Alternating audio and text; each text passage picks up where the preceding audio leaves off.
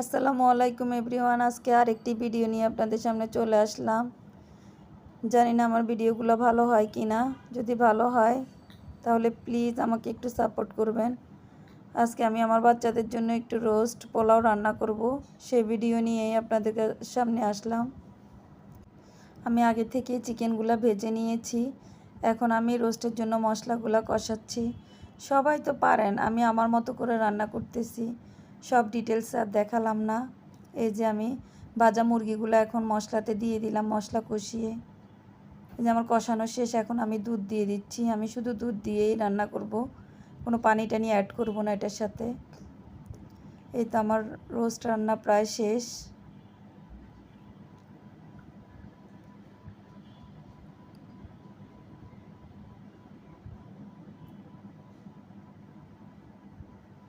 আপনাদের মতো এত ভালো হবে না জানি, আমি আমার মতো করে আমার বাচ্চারা যেভাবে পছন্দ করে ওইভাবেই রান্না করে ফেলেছি। এখন আমি পোলাওটা রান্না করে ফেলবো। একদম খুব ইজি ওয়েতে আমি শর্টকাটভাবে রান্না করতেছি।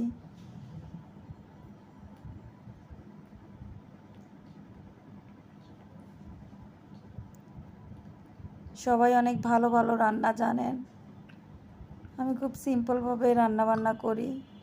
যেহেতু এই প্ল্যাটফর্মে এসেছি তাই রান্নাবান্নাটাই আমি বেশিরভাগ দেখাই। আমার সারাদিনের কাজকর্মই রান্নাবান্নার বেশি থাকে, তাই রান্নাটাই একটু বেশি দেখাই।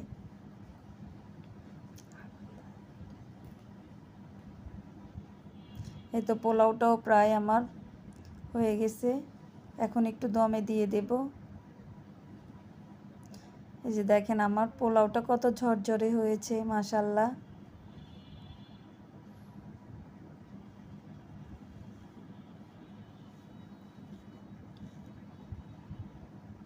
এই তো আমার সব রান্না শেষ। আমার ভিডিওগুলো যদি আপনাদের ভালো লেগে থাকে প্লিজ লাইক কমেন্ট শেয়ার করে আমার পাশে থাকবেন।